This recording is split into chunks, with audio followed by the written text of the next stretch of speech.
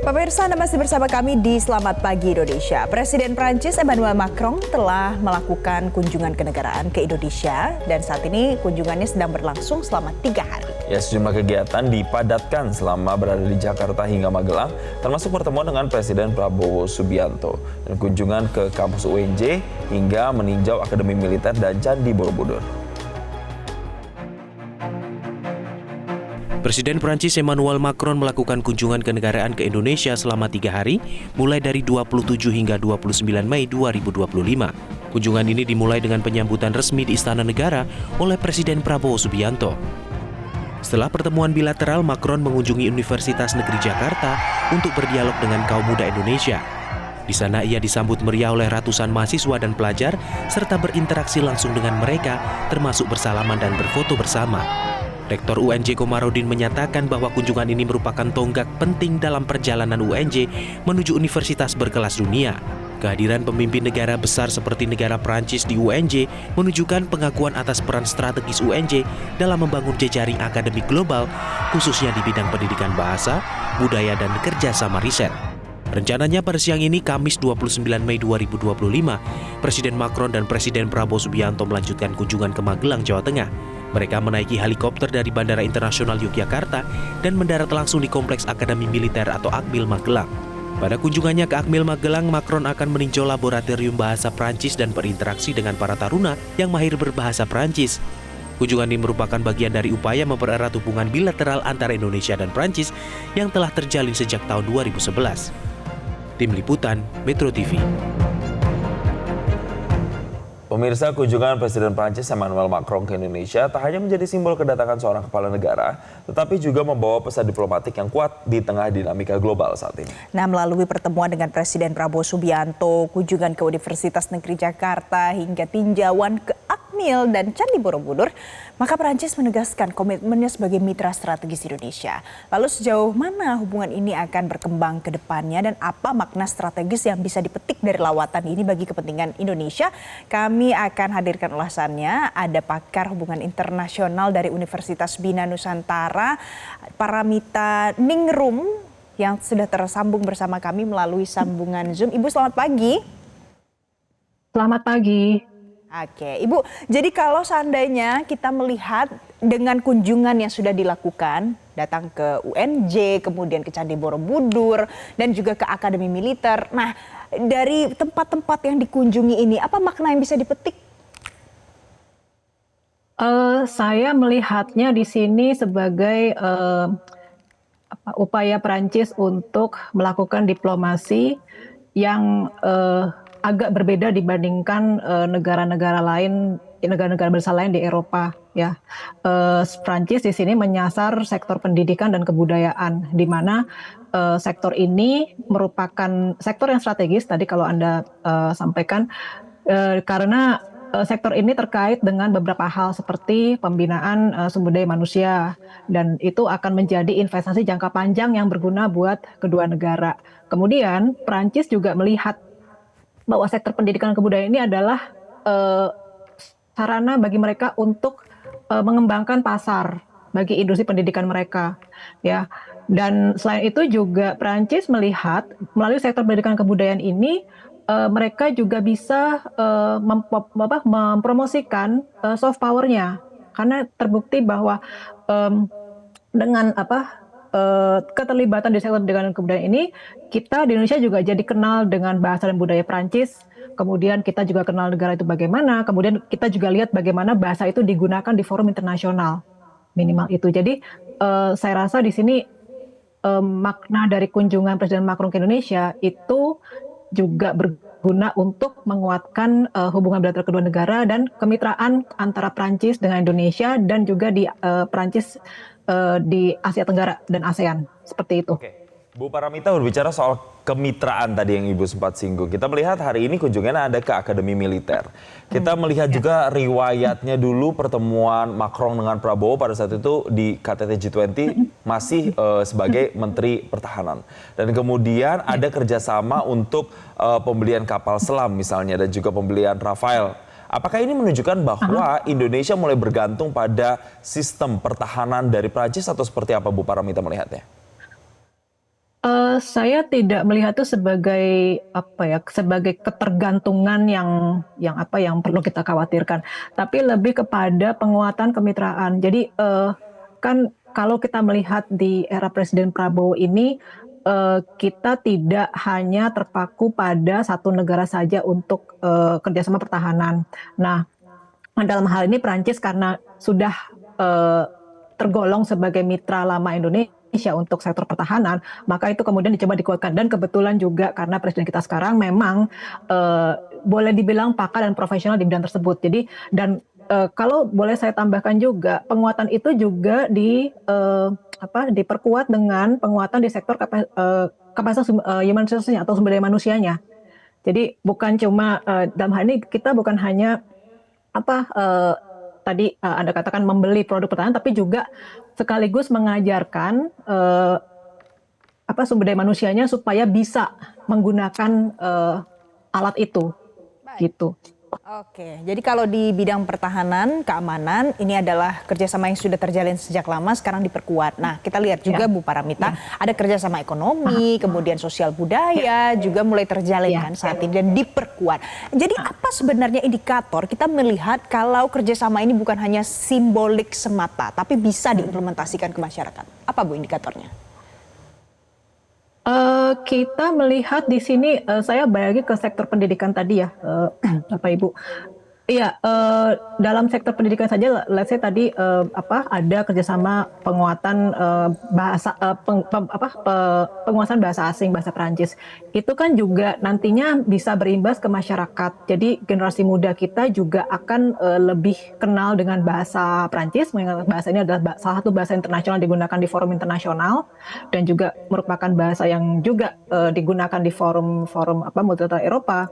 Dan ini memberikan kesempatan bagi mereka untuk menempuh studi lanjut gitu kan, dan juga nanti ketika lulus mereka juga bisa bekerja di negara-negara atau perusahaan yang menggunakan bahasa Perancis atau perusahaan Perancis.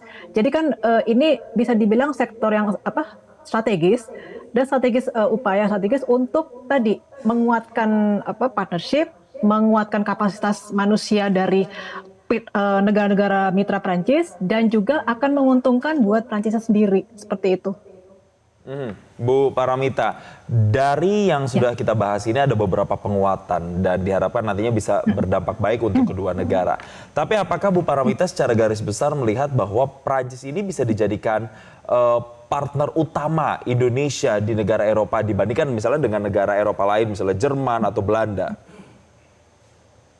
Saya rasa bisa ya, mengingat kita sudah lama punya hubungan bilateral dengan Prancis, dan sebetulnya juga kunjungan Presiden Macron kali ini juga untuk menguatkan hal itu, dan harapannya bisa semakin kuat sampai nanti 100 tahun ya, which is itu berapa tahun dari sekarang.